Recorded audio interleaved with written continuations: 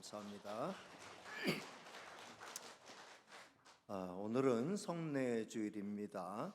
천주교는 칠성례를 말하지만 기독교는 예수님이 친히 제정하신 세례 예식과 성찬 예식만을 성례로 인정합니다. 따라서 오늘 우리 교회는 세례 예식과 성찬 예식을 거행합니다. 성찬 예식은 생명의 떡으로서 자신을 우리에게 주신 우리 주님의 십자가에서 살찌고 피 흘리신 것을 기념하면서 거행하는 예식입니다. 따라서 오늘 레위기의 말씀 가운데 진설병의 규례에 대한 말씀을 남겨놓았다가 오늘 같이 생각해 보려고 합니다. 저는 레위기 전체 주제를 내가 거룩하니 너희도 거룩하라는 말씀으로 이해하고 거기에 맞춰서 13번 설교했고 오늘 마지막으로 14번째 설교합니다. 오늘 말씀도 레위기의 전체 주제인 내가 거룩하니 너희도 거룩하라는 말씀과 밀접하게 연관되어 있습니다. 특별히 오늘 말씀을 신약과 연결해서 생각해 볼 때는 더욱 거룩한 성도의 삶과 연관이 되어 있습니다. 저는 오늘 이 말씀이 성찬 예식에 참여하는 우리에게 큰 깨달음과 은혜가 되기를 주님의 이름으로 축복합니다. 오늘 말씀에 등장하는 진설병의 규례는 간단합니다. 모두 5절로 되어 있습니다. 먼저 5절 말씀을 보면 떡을 어떻게 만들어야 하는지를 설명합니다. 자, 같이 볼까요? 시작. 너는 고운 가루를 가져다가 떡 12개를 굽되 각 덩이를 10분의 2 에바로 하여. 여기서 모르는 단어는 에바라고 하는 단어죠. 에바는 구약시대 용량의 단위인데 한 에바라는 바구니란 말인데 한 바구니 지금으로 말하면 대략 한 22리터 정도의 그 양을 생각할 수 있습니다. 그러니까 쌀 20kg짜리 그 한 포대보다 조금 더 많은 양이라고 생각하면 되죠. 그런데 진설병 떡 한 덩어리가 10분의 2 에바라고 했으니까 4.4리터 4.4리터 정도의 크기의 떡이라고 이렇게 생각해 볼 수 있죠. 그러니까 상당한 크기의 떡이죠. 쌀 한 반말 이상 되는 걸 반죽으로 해서 만든 떡이다 생각하면 되죠. 우리말로는 떡이라고 말했지만 서양의 표현이라면 빵이 될 것입니다. 4.4리터의 가루가 들어간 그 반죽으로 만든 빵이 얼마나 클 것인가 좀 짐작하기가 힘들죠. 그걸 구워낼 수 있긴 했겠는가. 근데 여러분들이 이해하기 쉽게 말씀을 드리면 빅토르 위고르의 소설 가운데 장발장 있잖아요. 근데 장발장이 훔친 떡을 캉파뉴라고 이렇게 말했는데 이 캉파뉴가 일반적으로 마을 사람들이 이렇게 같이 뜯어 먹을 수 있는 크기의 어마어마한 크기의 떡인데 빵인데 그 한 개의 무게가 5.4kg 정도 된다고 합니다. 장발장이 그걸 훔쳐가지고 도망갈 때 영화에 보면은 껴안고 갈 정도의 크기의 떡이라고 하는 거죠.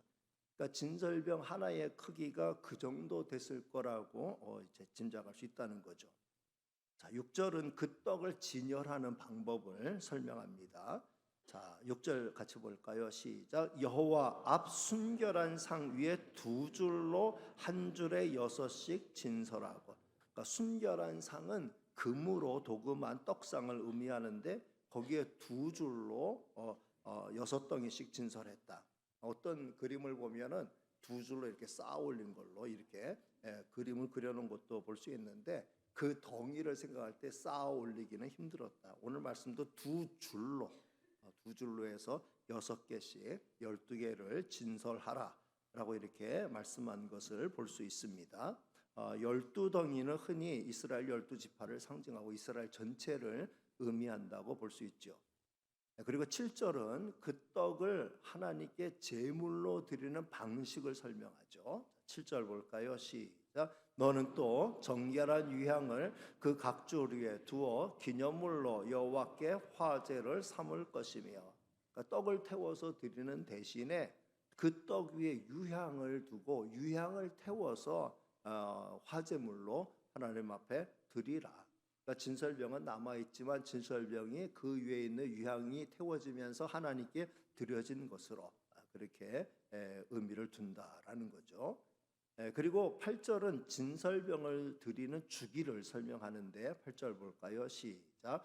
안식일마다 이 떡을 여호와 앞에 항상 진설할지니 이는 이스라엘 자손을 위한 것이요 영원한 언약이니라. 안식일마다, 매 안식일마다 한 주에 한 번씩 전체를 12덩이를 전체를 교체해야 했습니다. 그러니까 안식일에 제사장들은 이 큰 떡을 구워야 되고 이 큰 떡을 드려야 됐기 때문에 바빴죠. 그래서 예수님은 안식일에 제사장들이 회막 안에서 일하는 것은 안식일의 규례를 어기는 것으로 보지 않는다라고 이렇게 말씀을 하셨죠. 진설병은 오늘 말씀 보면 하나님을 위한 게 아니고 하나님을 위해서 진설하는 게 아니고 이스라엘 자손을 위한 너희를 위한 것이다라고 이렇게 말씀하고 영원한 언약의 성격을 지녔다라고 말씀하고 있습니다. 그리고 마지막 9절은 안식일에 내온 이 떡을 어떻게 처리해야 하는지를 설명하고 있습니다. 자, 같이 볼까요? 시작. 이 떡은 아론과 그의 자손에게 돌리고 그들은 그것을 거룩한 곳에서 먹을지니 이는 여호와의 화제 중 그에게 돌리는 것으로서 지극히 거룩함이니라. 이는 영원한 규례니라. 아멘. 떡의 양이 한 덩이의 양이 큰 덩이였기 때문에 12덩이가 나온다라고 하면 어마어마한 양이었겠죠. 많은 제사장과 제사장의 가족이 일주일 동안 충분히 먹고도 남을 양이었다라고 짐작할 수 있습니다. 다윗이 사울 왕의 박해를 피해 도망 다닐 때 한 번은 너무 배가 고파서 먹을 게 없어서 자기와 함께한 무리와 함께 제사장 찾아갔죠. 은밀히 제사장 찾아가서 뭐 좀 먹을 거 있으면 좀 내어주세요라고 했더니 다른 떡은 없고 진설병만 있다. 그거라도 좀 내주세요. 해가지고 제사장이 그걸 다윗에게 또 그 무리에게 내어주었다라는 기록이 있죠. 예수님은 그 내용을 들어서 하나님이 정말 기뻐하시는 것은 거룩 자체를 위한 것이기보다는 이것이 정말 이 진설병이라 할지라도 하나님은 사랑과 자비를 원하신다. 그래서 다윗에게 그 떡 내준 걸 하나님은 나무라지 않고 탓하지 아니하셨다라고 하는 것을 예수님은 친히 설명해 주셨습니다. 자, 그렇다면 하나님은 왜 안식일마다 진설병을 새로 만들어서 진설하라고 하신 것일까요? 그 의미는 무엇일까요? 저는 이렇게 생각합니다. 모든 양식의 주인은 하나님이시다라고 하는 것, 그리고 하나님은 우리를 먹이시는 분이시다라고 하는 것. 따라서 우리는 무엇을 먹을 때마다 항상 하나님께 감사해야 한다는 의미가 담겨 있다고 봅니다. 무엇이든 먹고 마실 때마다 하나님께 감사하는 것을 잊지 않는 저와 여러분이 되시기를 주님의 이름으로 축복합니다. 그리고 더 나가서 영적인 의미로 이 진설병을 해석해 본다고 하면은 하나님 우리에게 영의 양식도 주시는 분이다라는 사실이죠. 하나님은 우리를 위해서 육신의 양식을 내주실 뿐만 아니라 영의 양식까지 내주신다라는 거예요. 영의 양식은 크게 두 가지죠. 하나, 하나님의 말씀. 하나님의 말씀을 영의 양식으로 주시고 또 하나는 예수님 자신. 하나님의 아들 예수님 자신을 우리에게 생명의 떡으로 영적인 양식으로 내주셨다라는 것입니다.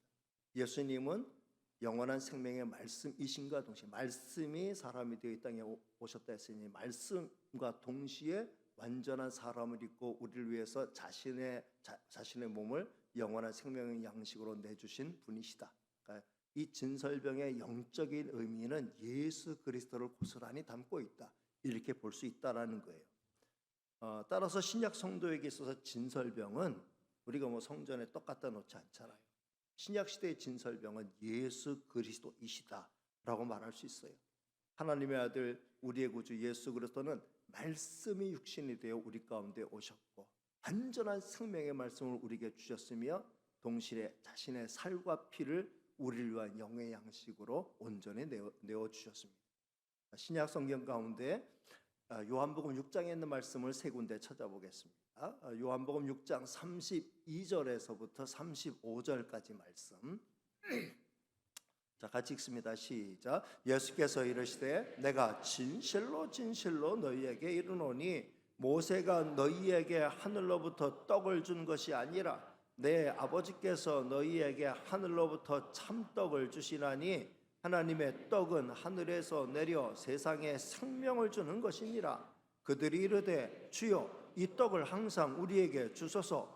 예수께서 이르시되 나는 생명의 떡이니 내게 오는 자는 결코 줄이지 아니할 터이요 나를 믿는 자는 영원히 목마르지 아니하리라. 아멘. 예수님은 하나님의 아들로서 세상에 영원한 생명을 주시기 위해서 생명의 떡으로 이 땅에 오셨다. 진정한 생명의 떡으로 예수님이 이 땅에 오셨다라고 말씀하고 있어요.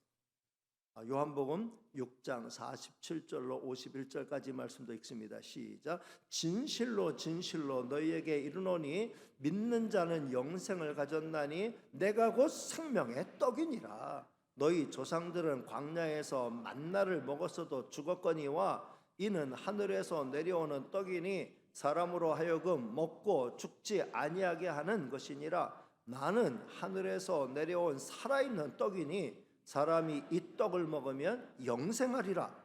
내가 줄 떡은 곧 세상의 생명을 위한 내 살이니라 하시니라. 좀 더 구체화되죠. 생명의 떡으로 예수님이 이 땅에 오셨다라고 하면서 내가 너희에게 생명의 떡으로 제공할 것은 어떤 고운 가루로 만든 떡덩이가 아니고 어떤 비밀스러운 떡덩이가 아니고 내 살이다. 내 살이 너희를 위한 생명의 떡이다. 나는 내 살을 너희에게 생명의 떡으로 주기 위해서 이 땅에 온 것이다. 영원하신 하나님의 아들이 완전한 육체를 입고 살과 피를 가지고 이 땅에 오신 목적은 그 살을 떼어서 우리에게 생명의 양식으로 주시기 위함이었다라고 말씀하셨어요. 사람들이 야, 저 사람이 어떻게 자기 살을 떼어서 우리에게 주어서 먹게 한다고 하는 거야? 그리고 우리가 어떻게 인육을 먹어? 사람들이 수군거리죠. 도대체 자기 살을 떼어서 우리에게 주어서 그 살 뜯어 먹고 그 다음에 그 살을 먹음으로 말미암아 영생을 얻으라고 한다고 하면은 누가 그렇게 할 수 있겠냐? 수군거릴 때 예수님이 대답하신 게 요한복음 6장 55절에서부터 57절 말씀. 같이 보실까요? 시작. 내 살은 참된 양식이요 내 피는 참된 음료로다. 내 살을 먹고 내 피를 마시는 자는 내 안에 거하고 나도 그의 안에 거하나니 살아계신 아버지께서 나를 보내심에 내가 아버지로 말미암아 사는 것 같이 나를 먹는 그 사람도 나로 말미암아 살리라. 그러니까 예수님 하신 말씀은 그 살 자체를 뜯어 먹음으로 인하여 그것이 어떤 효과가 돼가지고 그 살이 우리 몸속에 어떤 변화를 일으켜가지고 그 살이 능력이 돼가지고 우리의 어떤 세포를 변화시켜가지고 죽지 않는 세포로 만들어서 영원히 살게 하는 그런 의미가 아니라는 거죠. 예수님의 살을 먹는다는 것은 내가 아버지로 말미암아 사는 것처럼 너희도 나로 말미암아 살고 내가 너희 안에 있고 너희가 내 안에 있는 이 신비로운 관계가 형성됨으로 말미암아 영적으로 살아난다는 의미를 설명하고 있죠. 성도 여러분, 예수님은 우리의 영원한 진설병입니다.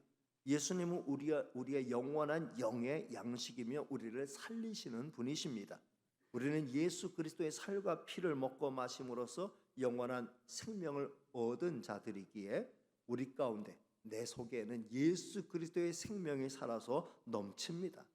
따라서 우리는 작은 예수로서의 삶을 살아가야 마땅합니다. 이게 바로 내가 거룩하니 너희도 거룩하라는 레위기 구약의 말씀을 신약의 말씀으로 해석한 거죠. 신약의 말씀은 이거예요. 너희는 예수 그리스도로 말미암아 거듭난 자들이니 평생 예수님 마음에 모시고 예수님을 닮아가는 자가 되고 작은 예수가 되는 자가 되라라고 말씀하신 거죠. 구약의 언어와 신약의 언어가 다르지만 같은 의미를 담고 있다라는 겁니다. 저와 여러분은 신약의 성도로서 이 명령에 반응하는 자들이어야 한다라는 거예요. 성도 여러분, 오늘 우리가 실시하는 예수 그리스도의 성찬 예식은 예수님이 십자가에서 찢으신 살 그리고 쏟으신 피를 기념하는 거죠. 오늘 말씀의 진설병을 일컬어 영원한 언약이다 라고 말씀하셨는데 예수 그리스도야말로 진정한 새 언약, 진정한 의미의 영원한 언약이시다라는 것입니다. 우리는 성찬에 참여하면서 십자가의 은혜와 사랑을 기억할 뿐만 아니라 그 희생으로 우리에게 주어진 영원한 생명의 언약을 기억하고 붙들게 되는 것입니다. 주의 성찬에 참여하는 모든 성도, 이미 영생 얻은 성도고 영원한 천국의 주인공들인 줄로 믿습니다. 말씀을 정리합니다. 성도 여러분, 오늘 우리는 주의 성찬에 참여하는데 주님이 찢으신 살을 먹고 주님이 흘리신 피를 마시는 거예요. 물론 상징이죠. 직접 인육을 먹고 사람의 피를 먹고 마시는 게 아니고, 더군다나 2000년 전에 흘리신 주님의 살과 피를 직접 먹고 마시는 것은 아닙니다.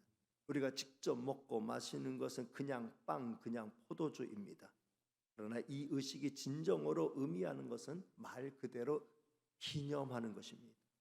나를 기념하라, 기념하라. 주님의 십자가를 기념하라. 주님의 십자가를 기념하는 것입니다.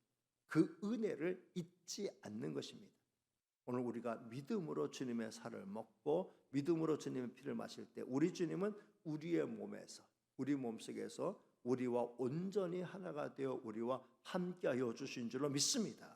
따라서 이제 우리는 앞으로 어떻게 살아가야 될 것인가? 이게 우리의 숙제죠. 저는 그래서 오늘 주의 성찬에 참여하는 여러분들에게 세 가지를 제안합니다. 첫째, 항상 예수 그리스도를 내 앞에 모시며 살아갑시다. 따라합니다. 항상 예수 그리스도를 내 앞에 모시며 살아갑시다. 진설병을 늘 차려놓은 것처럼 내 앞에 생명의 떡을 제공하신 예수 그리스도를 늘 모시고 예수님을 바라보며 살아가는 것이에요. 그럴 때 우리는 날마다 주를 힘입어, 그를 힘입어, 그 은혜를 힘입어서 살아갈 수 있는 영적인 힘을 얻게 될 것입니다. 지금 내 눈앞에 예수 그리스도가 안 보이고 온갖 세상에 현란한 것들이 너무 많이 드리워져 있다고 하면은 이제 이럴 때일수록 그 걷어내고 예수님 찾아보고 예수님을 바라보고 예수님을 사모하면서 예수님을 우러르면서 살아가는 저와 여러분이 다 되시기를 주님의 이름으로 축복합니다. 두 번째는 항상 예수 그리스도를 먹으며 살아갑시다. 따라합니다. 항상 예수 그리스도를 먹으며 살아갑시다. 예수님이 생명의 떡으로 제공하셨다 했는데 구경하라는 게 아니에요. 진설병도 구경하라는 게 아니에요. 일주일 동안 진열하고 난 다음에 그 다음에는 그것으로 한 주간 동안 생명의 양식, 육신의 양식으로 삼으라라고 말씀하신 거죠. 진설병은 장식품이 아니에요. 그것은 진정한 육의 양식이 되는 거죠. 아무나 먹지 못하고 제사장들만 먹는 거룩한 양식입니다. 그런데 예수님은 그 장벽을 허무셨죠. 휘장을 찢으셨고 제사장들만이 아니고 누구나 다 먹을 수 있다. 예수님은 그 문을 열어놓으셨고 그 다음에 예수님이 친히 자신을 영의 양식으로 우리에게 제공하실 때는 누구든지 믿음으로 예수님을 다 그 몸을 먹고 그 피를 마실 수 있는 특권을 우리에게 허락하여 주셨습니다. 교회는 진정 예수님을 자기의 구주로 영접한 세례 교인들에게 이 예식에 참여할 특권을 부여하는 것이죠. 예수 그리스도를 영의 양식으로 먹는 자는 영적인 생명을 얻고 영적인 삶을 이 땅에서 살아갈 수 있어요.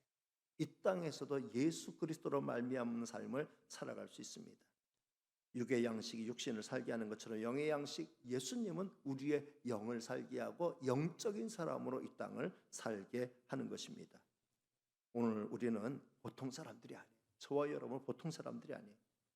우리는 예수님의 살과 피가 우리의 살과 피가 되어서 주를 힘입어 주님과 함께 주님이 나와 함께 살아주시는 주의 영이 내 속에서 나와 함께 살아주시는 그 은혜를 힘입고 살아가는 하나님의 자녀요 하나님의 사람들, 영적인 사람들인 줄로 믿습니다. 이 땅의 사람들처럼만 살지 말고 구별된 내가 걸어가니 너희도 걸어가라는 말씀을 오늘의 우리의 삶에 적용하여서 정말 예수님처럼 주님의 뒤를 쫓아가는 저와 여러분이 되시기를 주님의 이름으로 축복합니다. 그래서 세 번째 이렇게 제안합니다. 작은 예수로 살아갑시다. 작은 예수로 살아갑시다. 예수 그리스도의 심장을 가지고 뜨거운 마음으로 사랑합시다. 불쌍히 여기며 자꾸 비난하고 비방하고 비판하고 나와 다른 것 찾아서 너 틀렸다라고 말하지 말고 불쌍히 여기는 마음 가지고 안타까운 마음 가지고 이 은혜와 사랑을 모르고 이 축복을 모르고 이 진리를 깨닫지 못하며 살아가는 이 세상의 모든 생명 있는 존재들을 불쌍히 여기면서 주님의 심장으로 뜨겁게 사랑하며 살아가야 되지 않겠습니까? 예수 그리스도의 손과 발이 되어서 주님이 우리를 위해서 희생하신 것처럼 우리도 세상을 위해서 정말 어렵고 힘든 사람들을 위해서 주님의 선한 사업을 위해서 희생하며 살아야 되지 않겠습니까? 우리가 정말 우리의 눈과 귀가 예수 그리스도의 눈과 귀가 되어서 우리 주변에 소외된 사람들의 그 이야기를 듣고 그 형편과 처지를 살피면서 끊임없이 관심을 기울여야 되지 않겠습니까? 우리의 입이 예수 그리스도의 입이 되어서 주 예수 그리스도께서 전하기 원하시는 생명의 복음, 진리의 복음을 힘있게 전파하며 살아야 되지 않겠습니까? 항상 예수님이라면 어떻게 하실까를 생각하면서 살면 좋겠습니다. 예수님을 생각하면서 살 때 우리는 내가 거룩하니 너희도 거룩하라는 말씀을 이 시대에 성취하며 살게 될 줄로 믿습니다. 이미 말씀드렸듯이 거룩한 삶은 명사가 아니고 동사입니다. 작은 예수가 되어 예수님을 닮아가는 것이야말로 거룩한 삶 중에 가장 거룩한 삶이라 할 수 있습니다. 거룩한 삶은 세상을 등지고 조용히 홀로 홀리하게 살아가는 게 아니라고 말씀드렸죠. 거룩한 삶은 예수님의 이름으로 이 땅을 삶의 현장을 우리가 힘있게 살아가는 것이죠. 거룩한 성도의 삶의 현장은 교회 안이 아니고 교회 바깥이다 라고 말씀드릴 수 있습니다. 오늘 주의 성찬에 참여함으로 더욱 예수 그리스도의 사람답게 살아갈 힘을 얻게 되시기를 주님의 이름으로 축복합니다. 그리고 내가 거룩하니 너희도 거룩하라는 말씀을 오늘의 삶에 실천하면서 살아가는 저와 여러분 다 되시기를 주님의 이름으로 축복합니다. 기도하겠습니다. 은혜로우시고 사랑 많으신 하나님 감사합니다. 내가 거룩하니 너희도 거룩하라는 말씀은 우리가 예수님의 사람 되었으니 예수님의 보혈로 죄 씻음 받고 거듭난 하나님의 사람이 되었으니 거듭난 하나님의 자녀답게 이 땅에서 예수님 쫓아가는 예수님의 심장 가지고 예수님의 손과 발 되어 예수님의 눈과 귀를 가지고 예수님의 입을 가지고 이 세상에서 주님의 뜻을 전하며 주의 사랑을 전하며 주님의 뒤를 쫓아가라는 삶을 살라는 말씀으로 적용할 수 있음을 살펴보았은즉 이제 우리도 주님 생각하면서 주님을 먹고 마시면서 주님과 더불어서 내가 주님 안에 주님이 내 안에 살아가는 거룩한 성도의 삶을 살아가는 저희가 되게 하여 주옵소서. 모든 말씀 예수님의 이름으로 기도하옵나이다. 아멘.